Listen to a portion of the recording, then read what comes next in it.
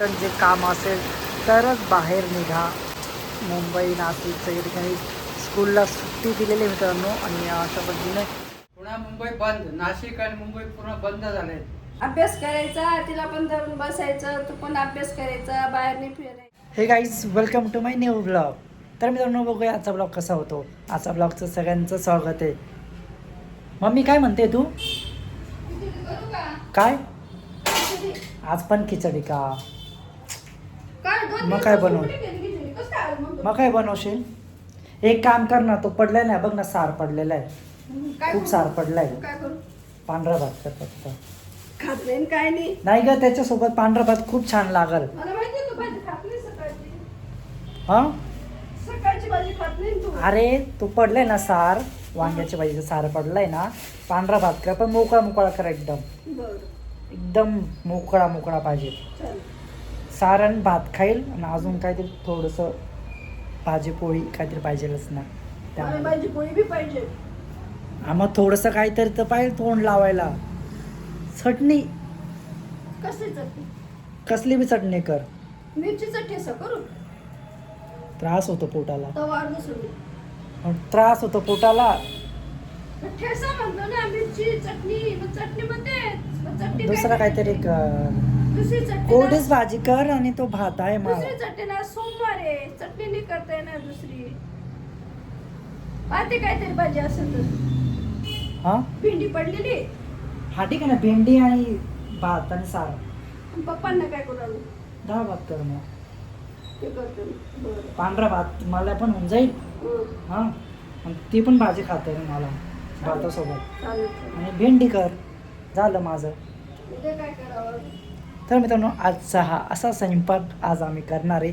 So कारण की बघू, आज काही जास्त काही बनवणार नाही मम्मी स्पेशल, त्यामुळे आज माझाच मेनू होता हा. रोज मम्मी म्हणत असते काय बनवायचं, जेवायला काय बनवायचं, काय बनवायचं, नेहमी नेहमी तेच तेच भाज्या, नेहमी तेच तेच डाळ्या साळ्या. आज जे दुपारची भाजी पडली तीच खाऊया, आणि असा भात खाऊया. चला, आजचा मेनू तर झाला.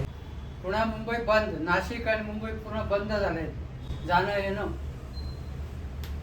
कसं काय 14-15 तारखेला जाऊ दे, आता गणपतीमध्ये येऊन जाईल. सांगावं लागेल त्याला सांगावं लागेल गणपतीमध्ये ये असं. तो ऐकणार नाही, त्याला यायचंय. कोणाला? सौरभला. तो ऐकणार नाही ना. पण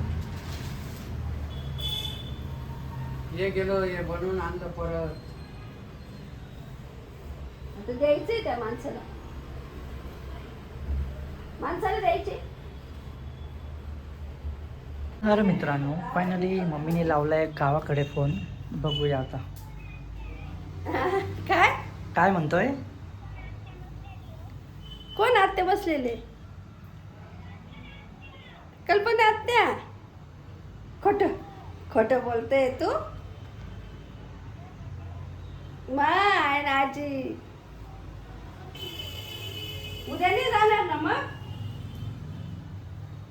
हॅलो, हा, काय जेवण करायने?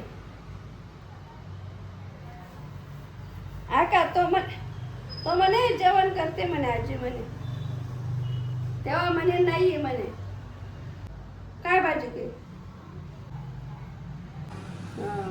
भाजीसली बी काय नाही राहत, रोज रोज रोजच.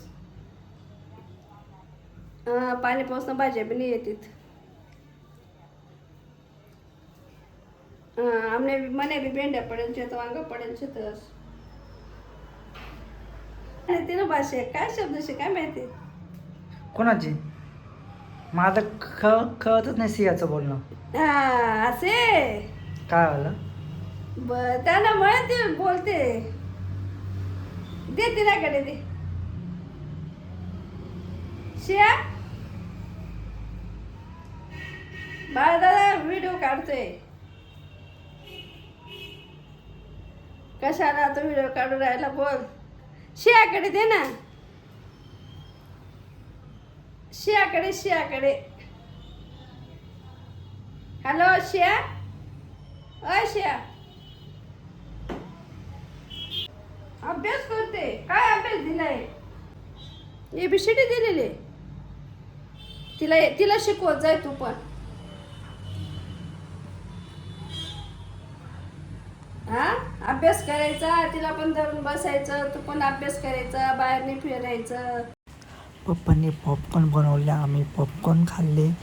त्यानंतर मम्मीने भेंडी कापली आणि भेंडीची भाजी बनवली आणि खाल्ली. त्यानंतर आम्ही जेवण करायला बसलो आणि मला भेंडीची भाजी खूप आवडते. सो ब्लॉग संपतोय मित्रांनो, बाय बाय. तर मित्रांनो, रात्रीचे आता वाजले आहे 1:30 आणि खूप जोरदार पाऊस चालू आहे रात्रीचे. त्यामुळे मला पावसाच्या जोरात आवाजामुळे मला झोप बिलकुल लागत नाही, कारण की आमचं घर नेहमी रोडावर आहे. त्यामुळे आम्हाला झोप अजिबात लागत नाही होती.